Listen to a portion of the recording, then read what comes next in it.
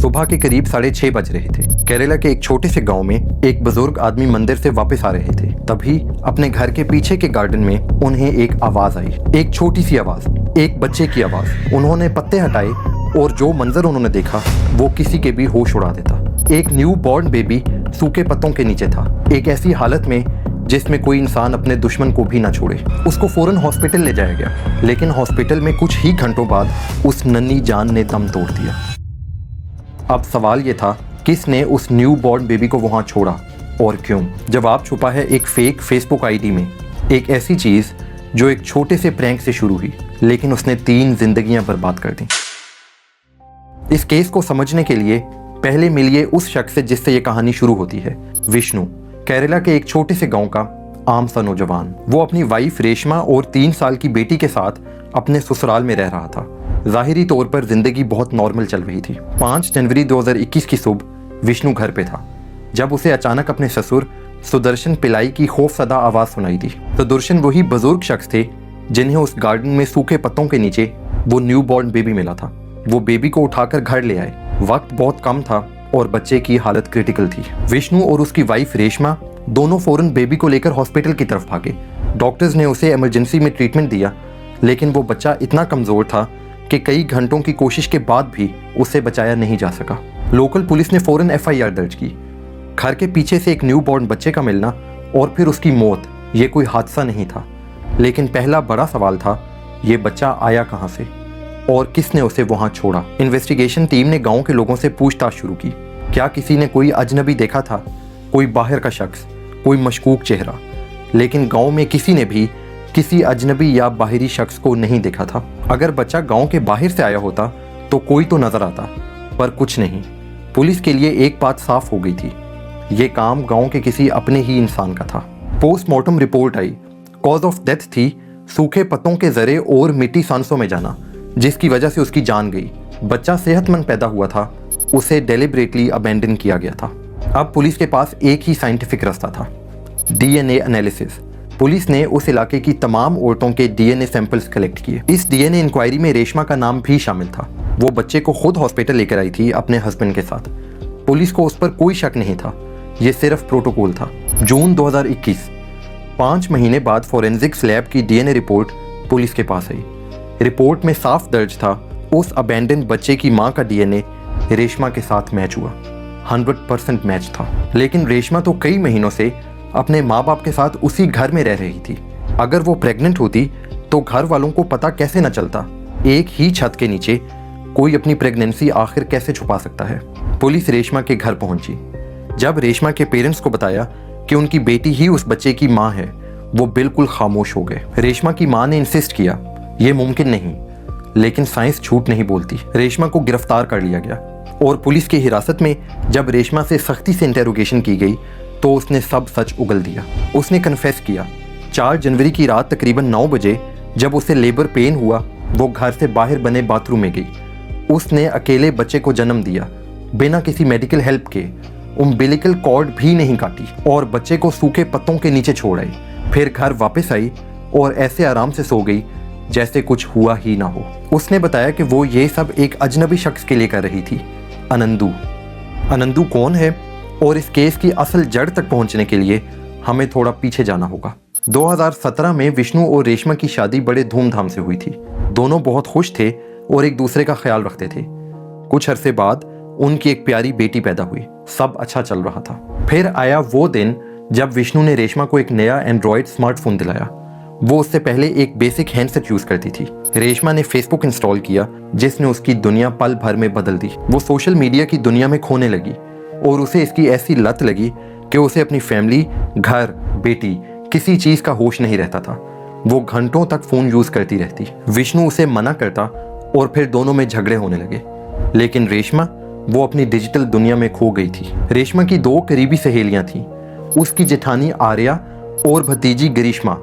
दोनों उसे बचपन से जानती थीं और तीनों के दरमियान बहुत अच्छी अंडरस्टैंडिंग थी। वो दोनों नोटिस कर रही थीं कि रेशमा अपने घर, शौहर और बेटी सबसे दूर होती जा रही है, एक वर्चुअल दुनिया में। ग्रीष्मा ने एक प्रैंक करने का प्लान बनाया। उसने सोचा कि प्रैंक के जरिए वो रेशमा को समझाएगी कि सोशल मीडिया के क्या खतरे हैं। उसने एक फेक फेसबुक आईडी बनाई, नाम रखा अनंदू। फिर आर्या और ग्रीष्मा ने मिलकर अनंदू बन के रेशमा से चैट करना शुरू की।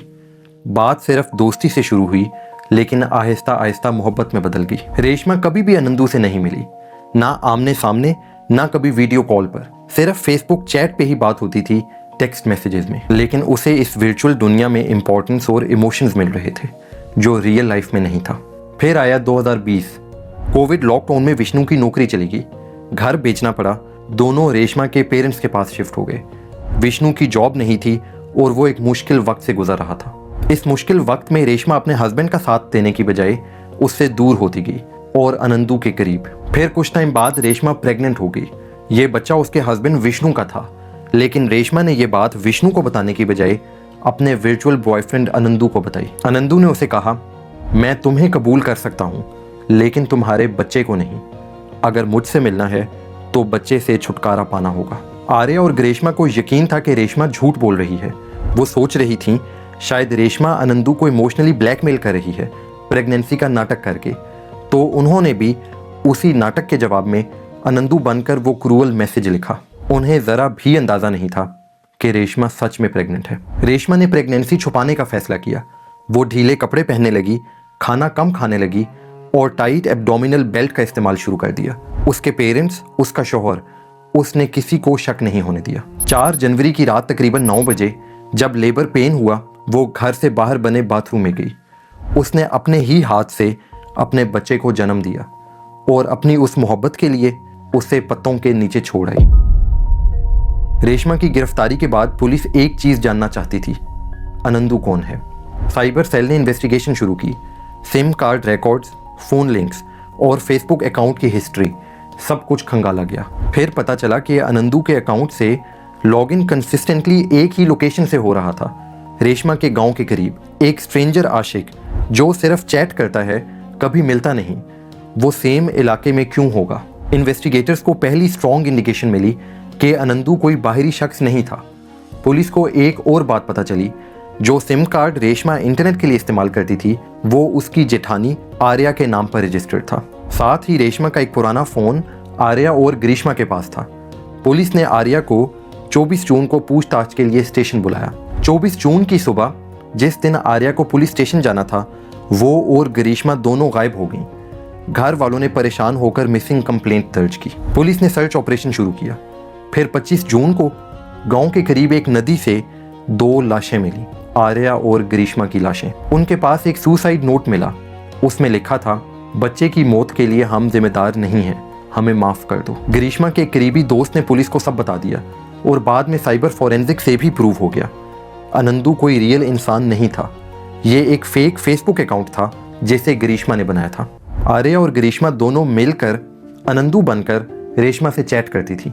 ये एक प्रैंक था, एक सबक सिखाने की नाकाम कोशिश। उन्होंने कभी तसव्वुर भी नहीं किया था कि रेशमा उस वर्चुअल मोहब्बत को इतनी संजीदगी से लेगी कि वो सच में प्रेग्नेंट होगी और सिर्फ एक वर्चुअल शख्स के कहने पर अपने न्यू बॉर्न बेबी को मरने के लिए छोड़ देगी। जब रेशमा गिरफ्तार हुई और पुलिस ने आर्या को इंटेरोगेशन के लिए बुलाया, उस वक्त दोनों को समझ में आया कि वो भी उस बच्चे की मौत में शामिल हैं। रुसवाई और फियर ऑफ अरेस्ट की वजह से उन्होंने नदी में छलांग लगा दी। सिर्फ एक फेक फेसबुक आईडी और एक प्रैंक की वजह से 3 लोगों की मौत हो गई। विष्णु इस सब के बीच पैसे कमाने के लिए मुल्क से बाहर चला गया था। वापस लौटा तो पता चला बीवी जेल में है, न्यू बॉर्न बच्चा मर चुका है। भाभी और भतीजी दोनों दुनिया से जा चुकी हैं। पूरा खानदान बिखर गया था और उनकी 3 साल की बेटी वो जिंदा थी, लेकिन अब एक ऐसी दुनिया में अकेली थी जहां सब कुछ बिखर चुका था। कोलाम की एक सेशंस कोर्ट ने रेशमा को प्रेगनेंसी छुपाने और बच्चे को अबेंडन करने के जुर्म में कसूरवार पाया। उसे 10 साल कैद और 50,000 रुपये जुर्माने की सजा सुनाई गई। दोस्तों, ये केस सिर्फ एक कत्ल नहीं बल्कि इस डिजिटल दौर के लिए एक खौफनाक वार्निंग साइन है। एक मासूम बच्चा सिर्फ इसलिए मारा गया क्योंकि एक औरत किसी के झूठे ऑनलाइन वजूद पर इस कदर अंधा भरोसा कर बैठी थी कि उसके सोचने समझने की ताकत पूरी तरह खत्म हो गई। लेकिन इस पूरे केस को देखने के बाद एक बहुत बड़ा सवाल जहन में आता है, आपके ख्याल में इस तबाही का असली जिम्मेदार कौन है? विष्णु जिसने वो स्मार्टफोन ला कर दिया, रेशमा जो किसी अजनबी के प्यार में आकर हर हद पार करने को तैयार होगी, या फिर आर्या और ग्रीष्मा जो सिर्फ अपनी दोस्त को सबक सिखाना चाहती थी, लेकिन उनका मजाक जिंदगी और मौत का खेल बन गया। कमेंट्स में ज़रूर बताएं। और अगर आपको ऐसे क्राइम केसेस सुनना पसंद हैं तो अभी सब्सक्राइब कर लें। अपना ख्याल रखें। मिलते हैं अगले केस के साथ।